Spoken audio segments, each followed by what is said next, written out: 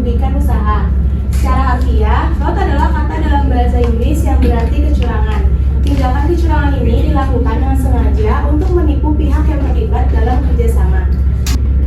Lalu selanjutnya ada corporate governance, yaitu tata kelola perusahaan atau corporate governance. Selanjutnya disebut sebagai SIGI, merupakan suatu sistem yang dirancang untuk mengarahkan pengelolaan perusahaan untuk secara profesional, berlandaskan prinsip-prinsip transparansi, akuntabilitas, responsibilitas, kemandirian, dan kewajaran, serta perilaku beretika dan berkelanjutan.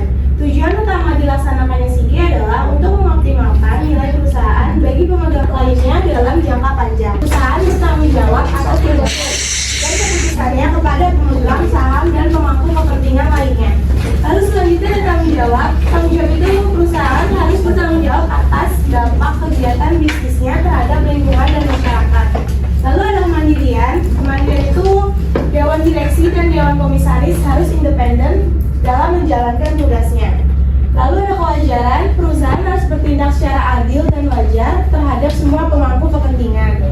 Lalu ada Corruption Perception Index, atau Indeks Persepsi Korupsi atau IPK adalah hasil survei tahunan yang mengukur tingkat persepsi masyarakat terhadap korupsi di suatu negara. IPK menggunakan skala dari 0 hingga 100, di mana 0 menunjukkan korupsi yang tinggi dan 100 menunjukkan korupsi terendah.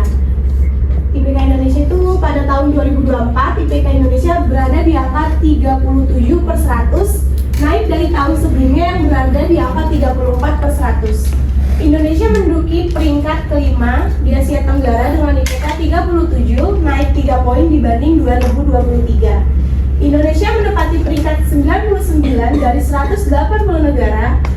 Lalu selanjutnya ada Global Corruption Barometer. Barometer korupsi global adalah alat ukur yang dikembangkan oleh Transparansi Internasional untuk menilai persepsi publik terhadap korupsi di berbagai negara. Fitur utama barometer korupsi global meliputi yang pertama itu ada persepsi korupsi, mengukur bagaimana masyarakat memandang tingkat korupsi di institusi publik seperti pemerintahan dan aparat penegak hukum. Lalu yang kedua itu pengalaman dengan suap, menilai apakah individu pernah terlibat dalam pembayaran suap untuk mendapatkan layanan publik seperti kesehatan atau pendidikan. Lalu yang ketiga ada kepercayaan terhadap institusi, menilai tingkat kepercayaan publik terhadap lembaga-lembaga seperti polisi, pengadilan, dan partai politik. Lalu yang keempat ada tanggapan pemerintah, persepsi masyarakat mengenai efektivitas upaya pemerintah dalam memberantas korupsi. Terus selanjutnya ada korupsi dan investasi, kajian PERS, Political and Economic Risk Consultation atau LTD disingkat PERS, melakukan kajian untuk menilai risiko politik dan ekonomi suatu negara. Kajian-kajian ini merupakan referensi bagi pembisnis yang akan sudah menanamkan modalnya di negara yang bersangkutan. Salah satu kajian PERS menunjukkan tingkat korupsi menurut persepsi eksekutif asing di negara tertentu. Survei integritas oleh KPK. Survei penilaian integritas atau SPI adalah survei yang dilakukan untuk Komisi Pemberantasan Korupsi atau KPK untuk mengukur risiko korupsi di instansi publik. SPI merupakan salah satu upaya KPK dalam mencegah korupsi dan memperkuat integritas. Tujuan SPI itu yang pertama ada memetakan dan memantau risiko korupsi, lalu kedua ada mengidentifikasi kerangkaian korupsi di kementerian, lembaga, dan pemerintah daerah. Lalu yang ketiga ada memberikan rekomendasi perbaikan. Yang keempat ada mendorong upaya pencegahan korupsi. Lalu yang kelima itu ada membantu menciptakan ekosistem pendidikan yang anti korupsi. Selanjutnya ada akuntansi forensik di sektor swasta. Akuntansi forensik di sektor swasta adalah menerapkan prinsip-prinsip akuntansi dan investasi keuangan untuk mendeteksi, mencegah, dan mengungkapkan kecurangan atau penyimpangan dalam bisnis. Akuntan forensik bertindak sebagai penyelidik keuangan yang membantu perusahaan mengidentifikasi potensi penipuan, penyalahgunaan dana, atau ketidakwajaran laporan keuangan. Lalu kemudian ada peran akuntansi forensik dalam sektor swasta. Yang pertama itu ada investigasi keuangan, membantu perusahaan dalam menyelidiki kasus-kasus keuangan yang mencurigakan, lalu menyediakan analisis mendalam terhadap transaksi untuk menemukan bukti kecurangan. Deteksi dan pencegahan kecurangan. Yang pertama itu ada mengidentifikasi transaksi mencurigakan dalam laporan keuangan. Lalu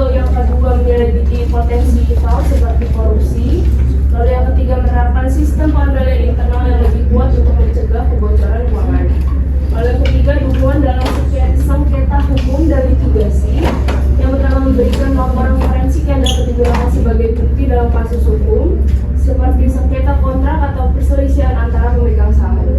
Lalu yang kedua, menjadi saksi ahli dalam pengadilan untuk menjelaskan temuan keuangan secara objektif. Lalu yang keempat, ada due diligence dalam akuisisi dan merger. Yang pertama, menganalisis laporan keuangan perusahaan target untuk memastikan tidak ada praktik manipulasi atau laporan yang menyesatkan. Lalu yang kedua, menilai risiko keuangan sebelum akuisisi atau investasi dilakukan. Lalu yang kelima, audit forensik dan kepatuhan regulasi. Itu ada memastikan kepatuhan terhadap standar akuntansi dan regulasi keuangan yang berlaku, lalu membantu perusahaan dalam menghadapi audit eksternal dengan memberikan bukti keuangan yang transparan dan valid. Ada praktik-praktik di sektor swasta. Yang pertama itu identifikasi fraud. Akuntan forensik di sektor swasta menggunakan keterampilan akuntansi dan investigasi untuk mengidentifikasi tindakan kriminal. Lalu yang kedua, ada pendekatan proaktif. Akuntan forensik mengambil pendekatan skeptis atau proaktif. Mereka mencari bukti kecurangan sebelum masalah menjadi lebih besar. Ini dapat menerima tantangan menerapkan akuntansi forensik di sektor swasta. Yang pertama itu ada tekanan etika. Auditor forensik sering mendapatkan tekanan untuk menghasilkan laporan yang menguntungkan, mengajak objektivitas dan integritas mereka.